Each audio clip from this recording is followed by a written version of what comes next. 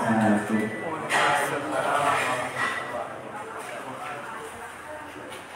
Innal hamdalillah nahmaduhu wa nasta'inuhu wa nastaghfiruh wa na'udzu billahi min shururi anfusina wa min sayyiati a'malina. Man yahdihillahu fala mudilla lahu wa man yudlil fala hadiya lahu.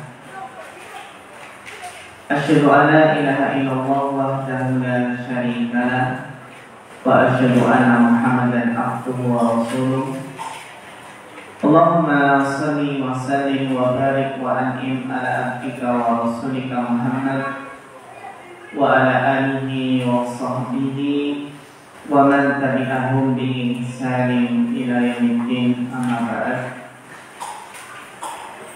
Ingin menghormati sesepuh ini sepuh, bapak-bapak, ibu-ibu, mas-mas, mbak-mbak, adik-adik, jamaah pengawasan ingkang mugi-mugi tansah dipunrahmati Allah Subhanahu wa taala. Alhamdulillah, saderengipun semua kita sami tansah mulyakaken rasa syukur wonten dalam Allah Subhanahu wa taala. Ing kesempatan punika kita taksih pinaringan sehat wal afiat Allah Subhanahu wa taala maringi kemudahan sehingga kita sami saged rawi majelis taklim ing kesempatan punika. Kita di kesempatan kali ini akan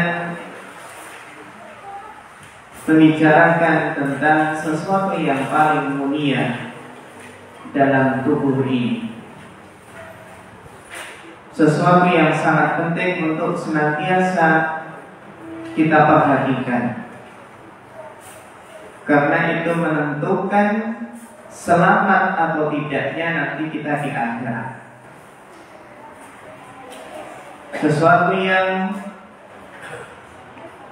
penting untuk senantiasa kita perhatikan kesehatannya, karena baiknya semua amalan adalah tergantung dengan baiknya sesuatu yang ada di tubuh ini. Itulah yang paling mulia dalam tubuh ini adalah apa? Hati. Sesuatu yang paling mulia dalam jasad ini adalah hati, karena hati adalah tolak ukur amalan. Apabila hatinya baik, maka seluruh amalnya akan baik.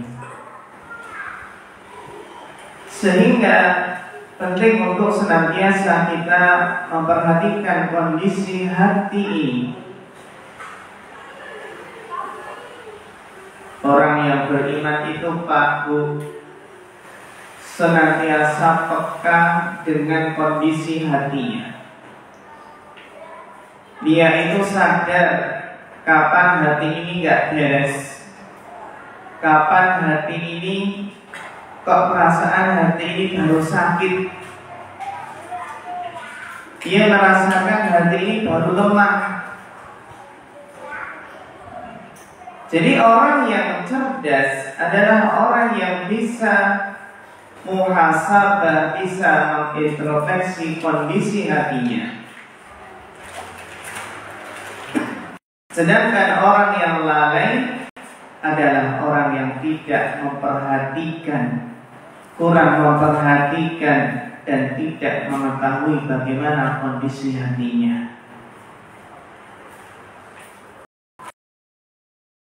Bapak Ibu yang dirahmati Allah Subhanahu wa taala, Allah Ta'ala berfirman, yauma la yanfa'u malun wala,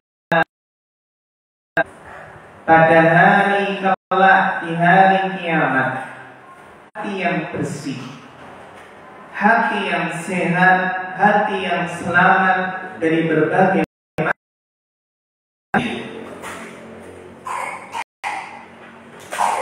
maka penting dari memiliki dua materi yang saling tarik menarik. Jadi ada dua materi yang saling tarik menarik. Materi yang pertama adalah bisa dekat pada keselamatan atau bisa lebih dekat ke kehancuran, tergantung mana yang menang. Sehingga jamaah yang dirahmati Allah, penting untuk kita ketahui apa ataupun ciri tanda-tanda hati yang sakit, agar kita bisa mengintrospeksi kira-kira tanda-tanda hati yang sakit itu ada nggak pada diri kita. Kalau merasa ada, segera diobati. Kalau nggak ada, alhamdulillah dipertahankan.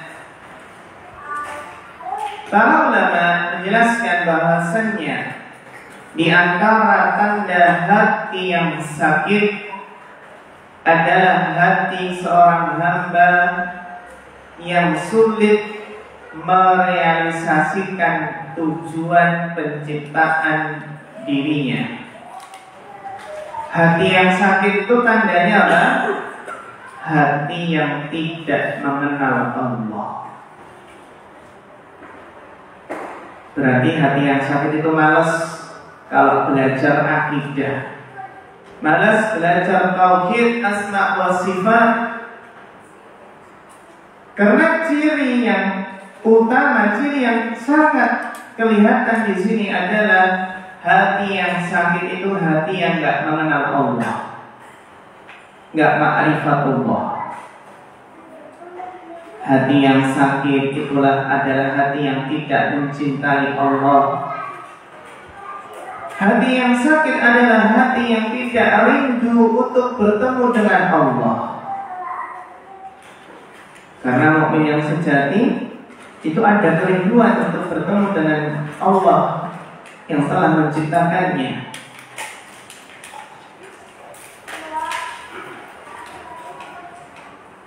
Dan hati yang sakit adalah hati yang lebih mengedepankan syahwatnya daripada kecintaan kepada Allah.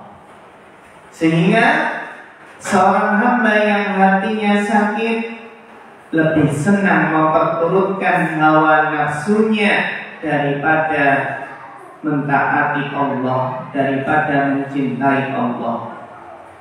Kalau seseorang selalu terjerumus ke dalam memperturutkan hawa nafsunya, terjatuh dan terjatuh, maka ini bertanda bahwasanya hatinya sedang sakit. Sebagaimana yang Allah firmankan dalam surat Al-Furqan, surat Al-Furqan ayat yang ke-43. Allah Ta'ala berfirman, Afara'aita man ittakhadha ilahahu hawahu afa anta takunu alaihi wakila. Yang artinya adalah, terangkanlah kepadaku tentang orang yang menjadikan hawa nafsunya sebagai Tuhannya. Jadi adalah apa, Bapak Ibu? Orang yang selalu memperturutkan hawa nafsunya itu ibaratnya adalah apa? Orang yang menjadikan hawa nafsunya itu sebagai Tuhannya, karena selalu ia turuti. Maka apakah kamu dapat menjadi pemelihara atasnya? Para ulama ahli tafsir menjelaskan makna ayat ini. Apa yang dimaksud seseorang menjadikan hawa nafsunya sebagai Rabbnya? Para ulama menjelaskan, huwallazi kullama hawa syai'an raqibahu. Orang yang dimaksud dalam ayat ini adalah orang yang senantiasa menunggangi hawa nafsunya, senantiasa memperturutkan hawa nafsunya. Fayahya fi hadhil hayatid dunya hayatal bahai, sehingga orang yang memperturutkan hawa nafsunya, kehidupan yang ia jalani di dunia ini adalah seperti kehidupan binatang ternak. Kalau binatang ternak itu kan selalu memperturutkan hawa nafsunya. Ya wajar, karena boten gadai no pikiran, boten gadai akal, batas. Sedangkan manusia, ya, maka manusia yang selalu memperturutkan hawa nafsunya itu seperti binatang ternak, balhum awal, bahkan lebih sesat. La ya'rifu rabbahu 'azza wa jalla wa la ya'buduhu bi amrihi wa nahyihi. Orang yang dimaksud dalam ayat ini adalah seseorang yang tidak mengenal Rabb-nya Azza wa Jalla, tidak beribadah kepadanya dengan melaksanakan perintahnya dan menjauhi larangannya.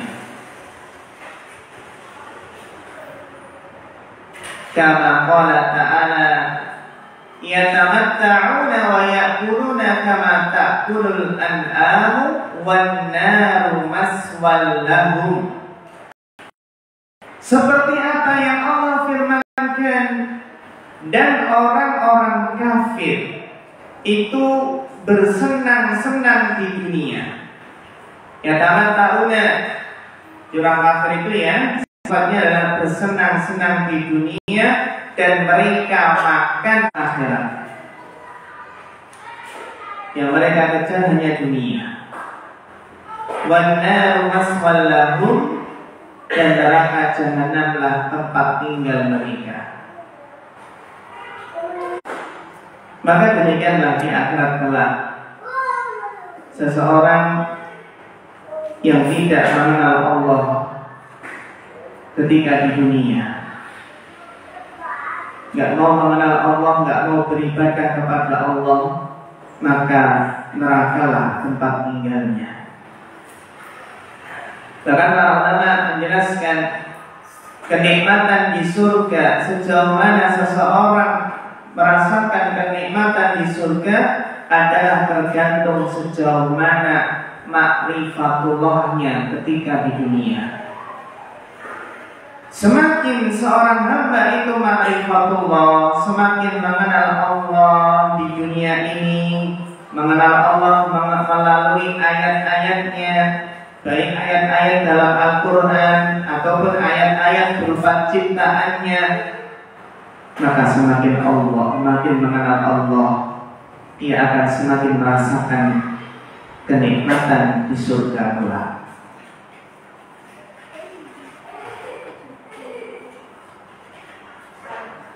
Tidak sebagaimana orang yang tidak mengenal Allah, maka akan masuk neraka. Sebagaimana yang Allah firmankan, yatajarrabuhu wa la yakadu yusiruhu wa ya'tihi al-mautu min kulli makanin wa ma huwa bimayyit wa min waraihi adzabun ghalid.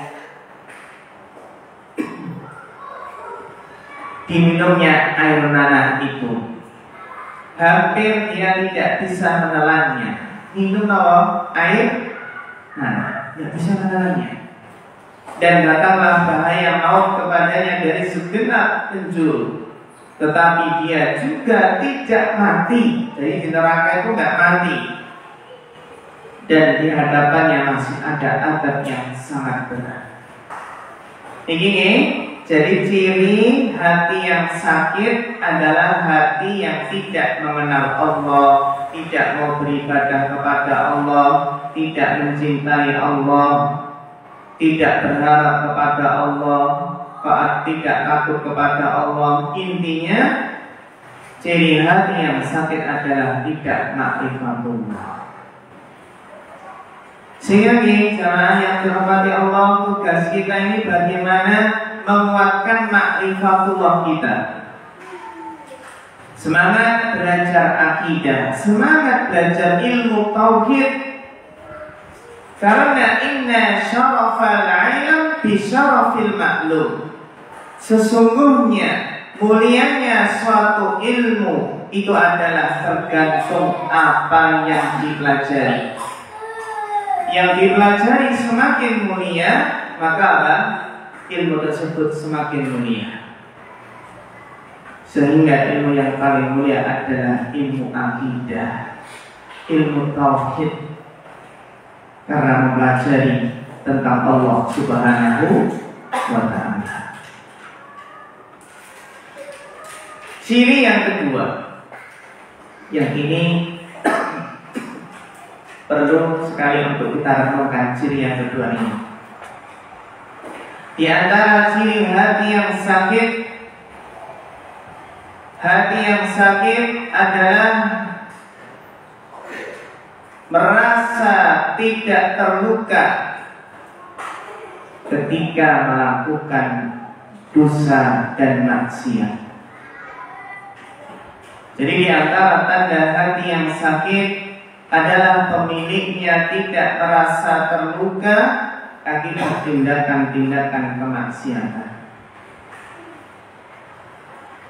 Jadi Bapak Ibu jamaah rahimakumullah, orang yang hatinya sakit itu ketika berbuat maksiat enteng saja, gak ada perasaan bersalah. Ketika sesudah berbuat maksiat enjoy saja, gak ada perasaan menyesal. Berarti kalau setelah berbuat maksiat kok ada rasa nyesel, ya Allah kok saya tadi terjatuh, berarti itulah tanda kebaikan.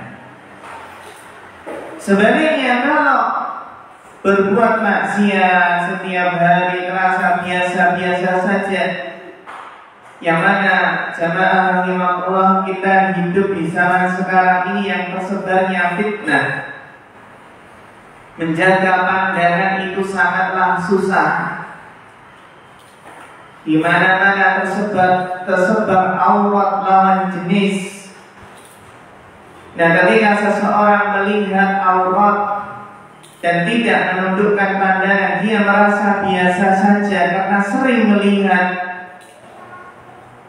maka yang dikhawatirkan adalah hatinya sedang sakit. Kalau nggak sengaja melihat aurat lawan jenis, dia menganggap biasa saja. Berarti ini yang harus dikoreksi. Kan seharusnya kalau melihat aurat karena tidak menundukkan pandangan itu kan palingnya istighfar, astagfirullahaladzim, astagfirullah itu ya. Jadi mungkin karena seringnya, baik itu presenter berita atau yang lainnya, atau di jalan atau di mal-mal,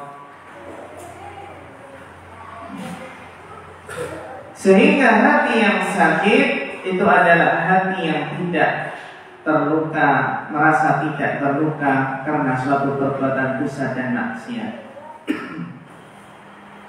Sebagaimana pepatah mengatakan, wa man jurhin bimayyitin ilam, tidaklah menyakiti luka yang ada pada mayat. Sedangkan hati yang sehat adalah hati yang merasa sakit, merasa terluka setelah terjatuh ke dalam dosa dan maksiat. Berarti hatinya masih sehat, sehingga akan melahirkan taubat dan inabah, kembali kepada Allah.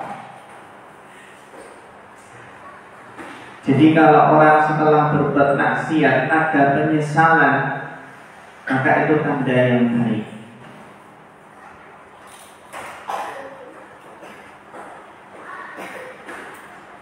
Hal ini sebagaimana yang Allah firmankan dalam surat Al-A'raf ayat yang ke-201. Ini tanda hati yang masih sehat.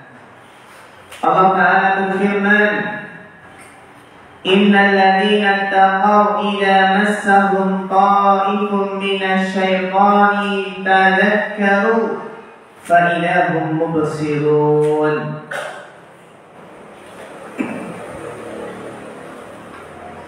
Sesungguhnya orang-orang yang bertakwa, apabila mereka ditimpa was-was dari setan,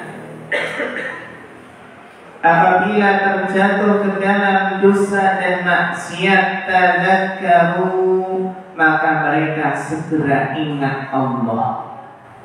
Jadi orang yang hatinya sehat ketika terjatuh ke dalam maksiat, maka segera ingat Allah. Fa'idahum mubsirun, maka ketika itu juga mereka mengetahui kesalahan-kesalahannya. Demikian pula dalam surat Ali Imran ayat yang ke-135. Ali Imran ayat 135. Ciri-ciri orang yang beriman. Walladzina idza fa'alu fahishatan aw zalamu anfusahum dzakarullah. Dan juga orang-orang yang apabila melakukan perbuatan keji, fa'al fahisyah, orang-orang yang melakukan perbuatan yang keji, Al-dhalamu anfusahum, atau mendolimi diri mereka sendiri.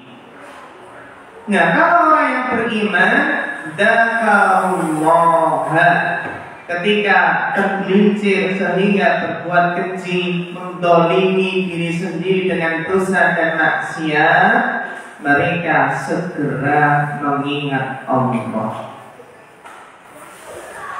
Jadi Bapak Ibu jamaah rahimakumullah, orang yang selamat dari maksiat itu nggak ada. Yang namanya manusia pasti pernah berbuat dosa. Yang membedakan apa? Yang membedakan adalah orang yang beriman itu ketika terjatuh dan terjatuh itu segera ingat Allah. Dzakarullah. Ini jadi kalau kita suatu saat pernah terjatuh, yang namanya hidup itu pasti pernah terjatuh. Karena manusia ya, kullu bani Adam khata'. Setiap manusia itu pasti berdosa. Jadi jamaah ini, kalau terjatuh ke dalam dosa, bagaimana usaha kita? Segera ingat Allah. Dzakarullah. Fastaghfaru li dzunubihim. Lanjutan ayatnya. Lalu ia segera beristighfar, meminta ampun kepada Allah. Jadi orang yang beriman ketika terjatuh ke dalam dosa, segera ingat Allah dan segera apa? Istighfar. Dan istighfarnya ampun ditunda-tunda. Kenapa nggak boleh ditunda-tunda? Keburu kedahuluan malaikat pencabut nyawa, malaikat maut. Fastaghfaru li dzunubihim. Sehingga ciri orang yang beriman itu ketika terjatuh segera ingat Allah dan segera istighfar. Wa may yaghfiru dzunuba illallah. Dan siapa lagi yang dapat mengampuni dosa selain daripada Allah. Wa lam yusirru ala ma fa'alu wa hum ya'lamun. Ciri yang berikutnya adalah mereka tidak meneruskan perbuatan kejinya tersebut, sedang mereka mengetahui.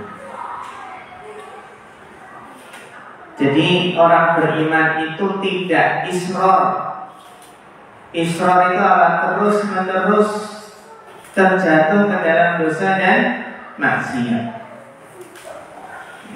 Isror itu ya tandanya hati orang yang sakit. Karena orang yang beriman, orang yang hatinya sehat, itu ketika terjatuh ke dalam dosa dan maksiat, segera ingat Allah, segera istighfar, dan segera menghentikan perbuatan maksiat tersebut. Walam yusirru ala ma fa'alu. Jadi mereka tidak meneruskan perbuatan keji tersebut. Para ulama menjelaskan, para ulama ahli tafsir ini menjelaskan ayat ini. Maksudnya adalah ketika mereka berbuat maksiat, mereka ingat Allah, ingat ancaman Allah, ingat siksa Allah. Inilah yang mendorong mereka untuk beristighfar kepada Allah.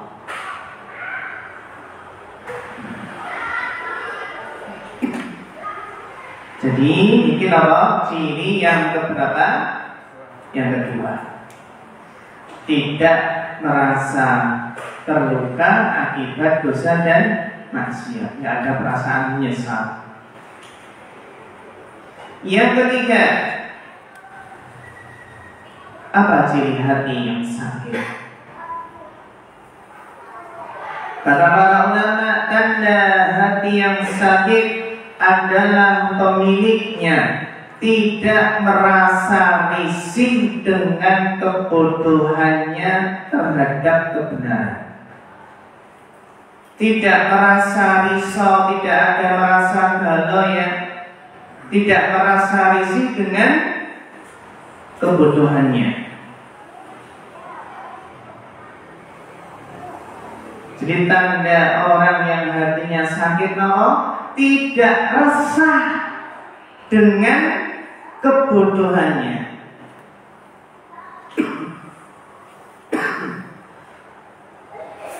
Sehingga hati yang salim, hati yang sehat itu akan merasa resah jika muncul syubhat di hadapannya.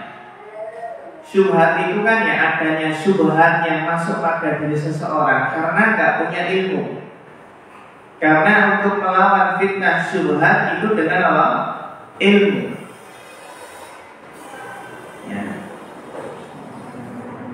Jadi orang yang hatinya sehat merasa resah jika muncul syubhat di hadapannya, merasa sakit dengan kebodohannya terhadap kebenaran.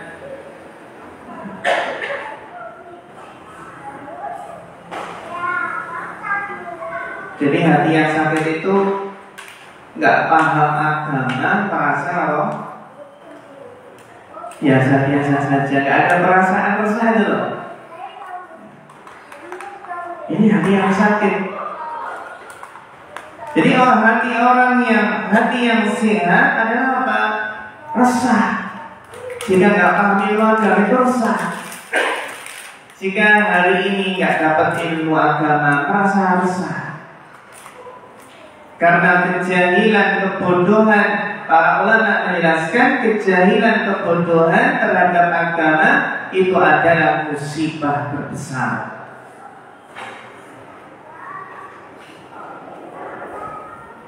Sehingga orang yang memiliki kehidupan di dalam hatinya, orang yang hatinya masih hidup, itu merasa sakit jika kebodohan bersemayam di dalam hatinya.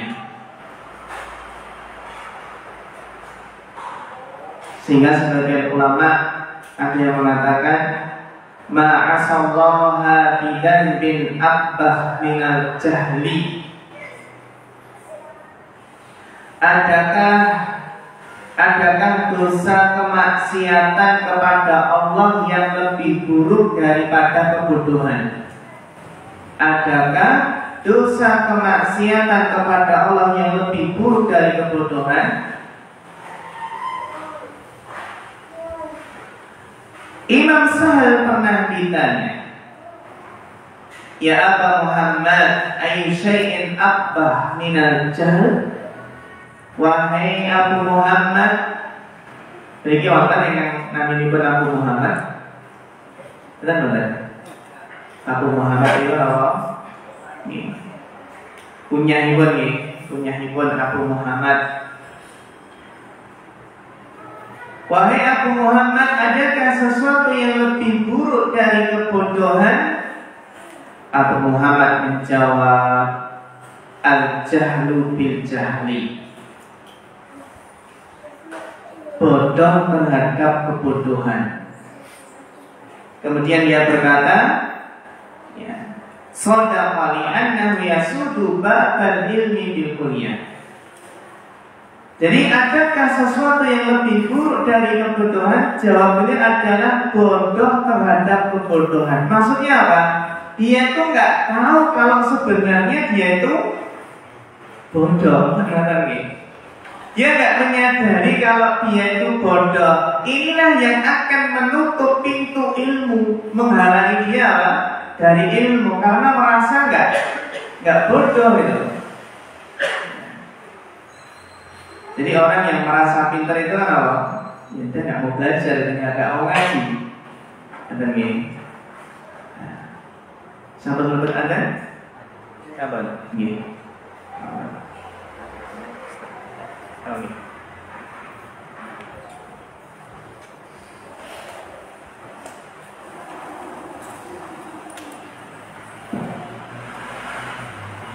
Allahu Akbar, Allahu Akbar, Allahu Akbar, Allahu Akbar. Asyhadu an la ilaha illallah.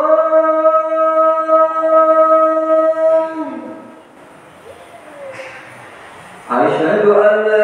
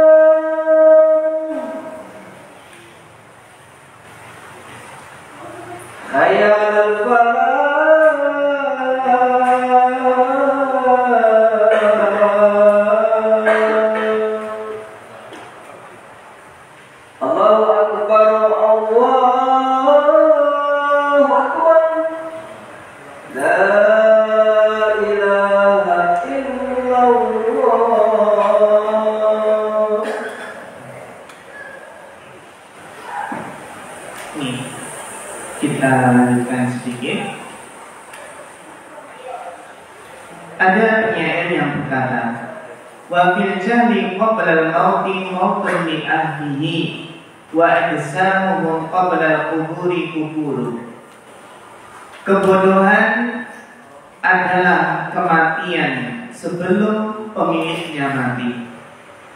Kebodohan adalah kematian sebelum pemiliknya mati. Tubuh mereka layaknya kuburan. Tubuh mereka layaknya kuburan sebelum dikuburkan. Menunjukkan betapa Betapa mengerikannya kebodohan kalau nggak mau belajar ilmu agama, nggak mau ngaji. Terus yang berikutnya, yang keempat, di antara tanda hati yang sakit adalah berpaling dari nutrisi hati, beralih kepada racun hati. Jadi hati yang sakit itu apa? Berpaling dari nutrisi dan beralih kepada racun hati. Maksudnya apa Pak Bu? Berpaling dari nutrisi itu apa? Berpaling dari Al-Quran. Lebih suka apa? Lebih suka dangdutan, lebih suka wuyu-wuyu. Kalau pengajian di masjid sedikit yang hadir, tapi kalau konser dangdutan di alun-alun full, parkirnya sampai kemana-mana ya.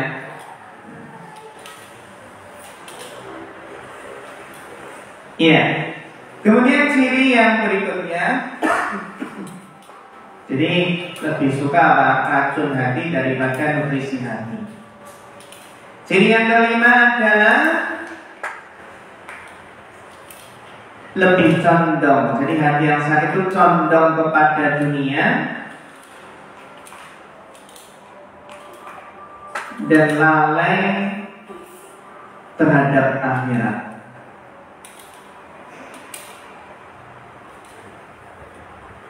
Orang yang hatinya sakit adalah lebih mencintai dunia daripada akhirat, mendahulukan dunia daripada akhirat, mendahulukan pekerjaan daripada panggilan Anda, mendahulukan dunia daripada Allah. Maka jamaah yang dirahmati Allah Subhanahu wa taala, intinya apa? Intinya orang yang hatinya sakit itu adalah tidak bisa merasakan nikmatnya beribadah, kurang bisa merasakan nikmatnya sholat, nikmatnya membaca Al-Quran, hilangnya rasa manis bermunajat kepada Allah. Jadi seseorang kalau sudah nggak bisa menikmati ibadahnya, ibadah jadi beban, nggak ada rasa nyaman, nggak menikmati ibadah, nggak menikmati bacaan Al-Quran, maka perlu bermuhasabah terhadap hatinya.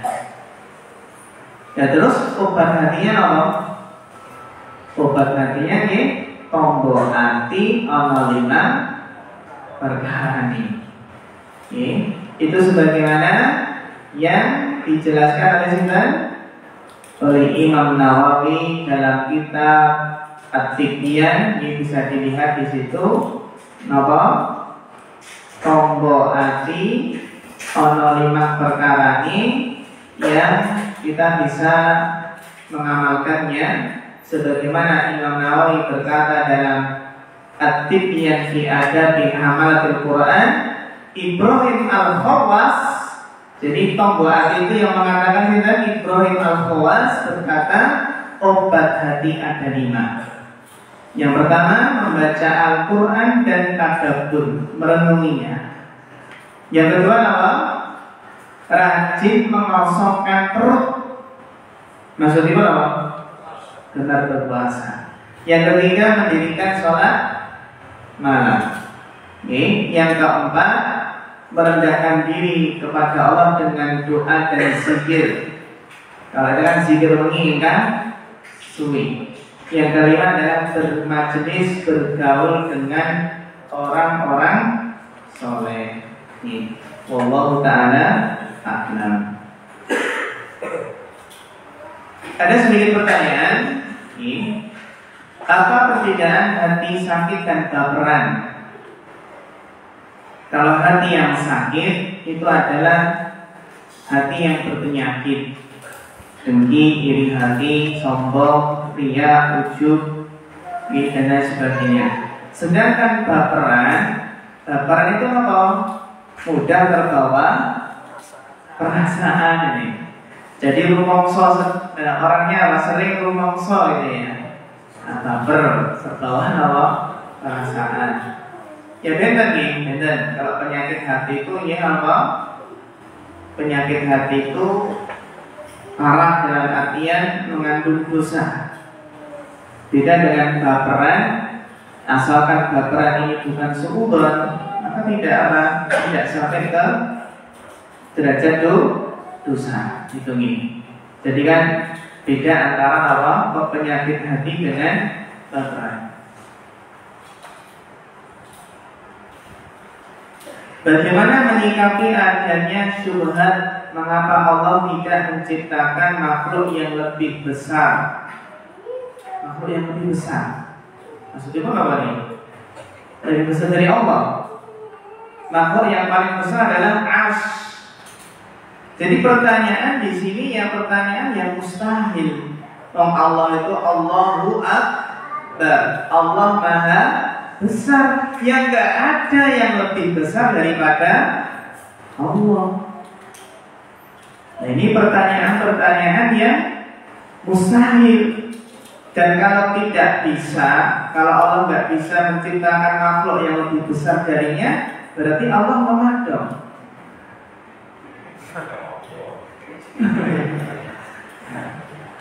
Jadi pertanyaan-pertanyaan ini ya di sini selalu tahu sesuatu yang mustahil. Masa betul? Kenapa Allah nggak menciptakan Allah itu ada dua saja? Karena ini. Jadi ini istilahnya ya adanya. Ini memang pertanyaannya bagus. Bagaimana kalau ada syubhat seperti ini? Ya? Kalau ada syubhat seperti ini ya kita jelaskan. Bahasanya apa? Allahu Akbar. Allah Maha Besar. Tapi apa? Gak mungkin menciptakan, maksudnya apa? Di situ kan sesuatu yang mustahil. Dalam artian gak ada sesuatu yang lebih besar daripada Allah. Assalamualaikum Ustaz, mau tanya, misal kita masih punya hutang bank karena sangat terpaksa, apakah hati kita termasuk hati yang sakit? Nah ini yang masih punya hutang bank, berarti hatinya sakit nih. Betul nih. Jadi yang penting apa? Yang penting ada perasaan bertobat, menyesal, kapok, nggak mau hutang bank lagi.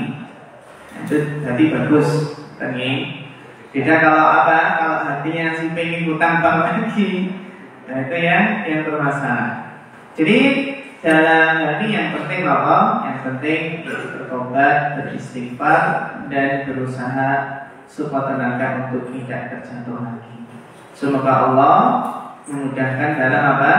Melunasi hutang-hutang bank tersebut sehingga bisa lebih tenang hidupnya. Kata ini, sampun. Nih. Demikian Bapak Ibu jamaah rahimakumullah, kita berkaitan dengan hati yang sakit. Mudah-mudahan bermanfaat. Ada kurang lebihnya mohon maaf. Nasallahu ta'ala al-huda wat-tuqa wal-afafa wal-ghina. Wa akhirul kalam. Wassalamualaikum warahmatullahi wabarakatuh.